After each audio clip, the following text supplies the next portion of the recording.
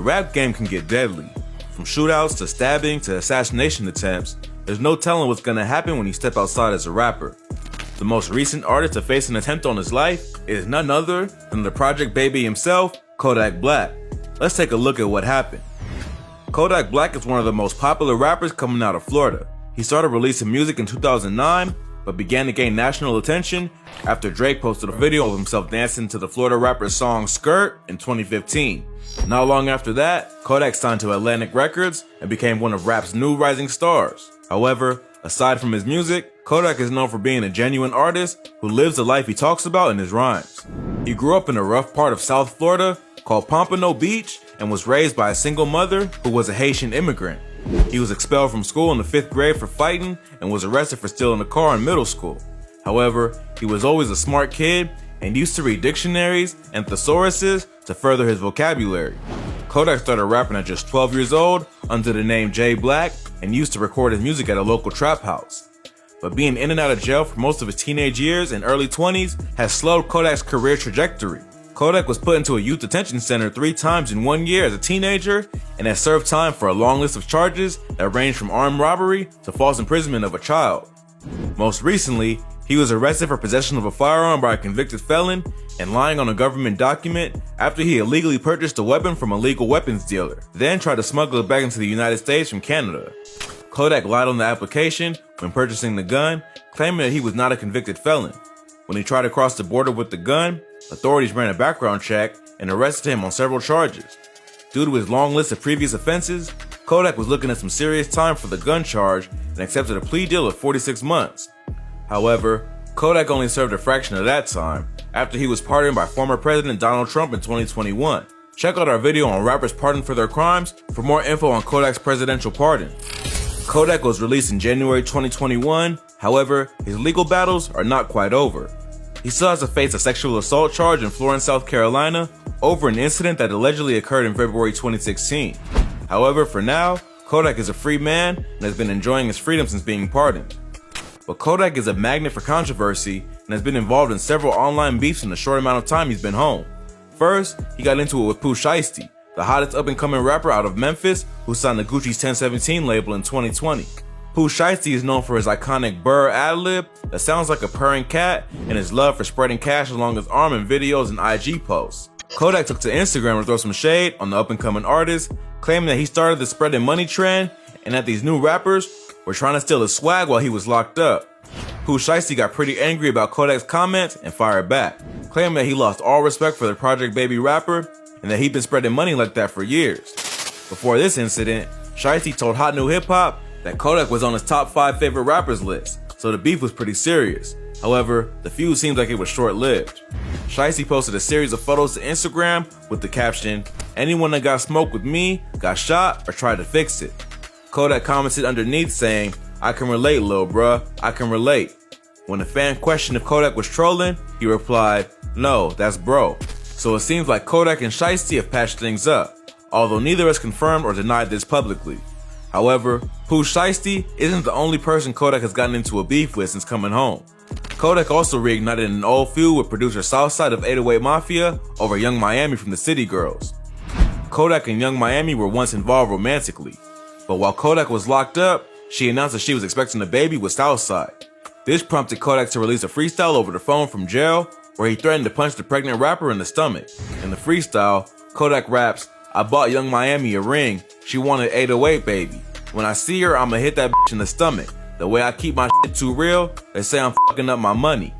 This freestyle understandably rubbed people the wrong way, and the public were outraged by Kodak's threats that he would assault a pregnant woman. Kodak later responded with a public apology on Twitter to both Miami and Southside. However, that didn't kill the beef. Earlier in April, Kodak went on his Instagram Live and started singing the name Carisha Brown, Young Miami's actual name. Miami, Carisha Brown Lee. He even went as far as pinning the name in a comment in the feed, so fans would make no mistake about what he was saying. He even mentioned Southside by name, which prompted an angry response from the producer. Southside had been in the middle of another public feud with rapper Lil Uzi Vert after Uzi got into it with Miami on Live. Lil Uzi is currently dating the other half of the City Girls, JT. Uzi and Miami were in an Instagram Live session together where things got tense with Miami saying that she and Uzi don't have to be friends. Southside didn't take kindly to Uzi messing with his baby mama and took to Instagram to threaten the rapper. Southside went pretty hard on Uzi, telling him to stay the little weirdo he is and not to argue with his girl anymore. Many thought that this was a bit of an overreaction. Even though Miami is the mother of his child, the fight between her and Uzi clearly wasn't all that serious. Plus, Uzi never portrayed himself to be a super tough rapper, so it seemed a bit weird that Southside would get so aggressive with him over a simple argument. So when Kodak chimed in to mention his BM by her actual name, the producer went off. With Kodak, he keeps it short and simple, telling the rapper that he's a bitch, and the next time he's in Miami, he should pull up without security. Yak, you still a bitch. We could bump too. I'll be back in Miami in a week. Pull up wherever we could bump. Don't bring no security. Bring your niggas, I'm gonna bring my niggas, we could bump. In another video, Southside went on to claim that Kodak and his crew don't run Miami and they should stay in Broward County. Perception of Miami, nigga. Niggas don't run shit in Miami, nigga. Niggas from Broward, they ain't even from Miami. I run Miami, nigga. You talking about? Niggas just popping. Niggas just doing too much. Niggas don't even come to Miami. Not long after making these threats on social media, someone made an attempt on Kodak's life outside the McDonald's in Tallahassee. On Easter Sunday, Kodak dropped a song and video called Easter in Miami and performed at the Culture Fest in Tallahassee. The rapper and his entourage left an after party for the performance around 3 a.m. on Monday, April 5th and decided to go get McDonald's, which Kodak mentioned on Instagram Live on his way there, and then people in the comments say he's being followed when Kodak noticed a gray Jeep Trackhawk on his tail. A group of other vehicles attempted to cut the crew off and pursue them to the McDonald's on the 600 block of West Tennessee Street. While Kodak was inside the McDonald's ordering food, someone in another vehicle opened fire on the rapper's car and ended up hitting one of his security guards in the leg. No, Kodak over there, dude. Oh, The security guard survived, but was brought to a local hospital and treated for the gunshot wound. Kodak took to Instagram to taunt his ops, posting a picture of his own car being towed with the caption, "That baby back, this is what you're supposed to shoot." After investigating the incident, police determined that it was clearly a targeted shooting and the primary suspect was none other than Southside. The investigation is still ongoing and no formal arrests have been made, but it does seem like a pretty big coincidence that just hours after Southside told the rapper to pull up, someone tried to kill Kodak. However, Kodak is an artist who is both loved and hated. He's one of the most influential rappers of the new generation. However, he's made a lot of enemies as well, both in the industry and in the street. It may very well have been another op who tried to kill Kodak, but because Southside was the one making noise online, he immediately became the prime suspect. Hopefully, police can find out who did it and put the issue to bed so that neither Kodak nor Southside end up back in jail. But Kodak isn't the only Florida rapper to face an attempt on his life. This next artist crashed his Rolls Royce while being shot at with an AK-47 after allegedly angering the gangster disciples. Rick Ross. Rick Ross is a rapper and entrepreneur from Carroll City, Florida. Ross is well known for his major hits from the early 2000s like Hustlin' and Aston Martin Music, but being a platinum selling artist doesn't protect you from death threats or assassination attempts, and in 2013, Ross was nearly killed after someone shot up his Rolls Royce with an AK-47.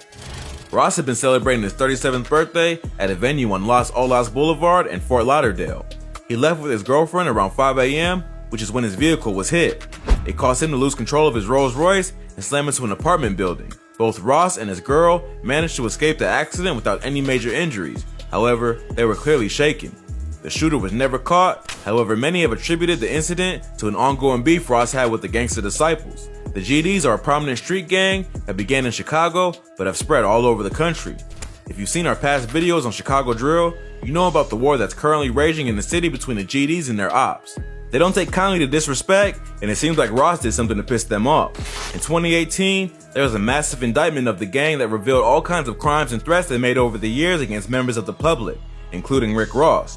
In 2012, Ross canceled a string of shows in Illinois, Tennessee, and North Carolina.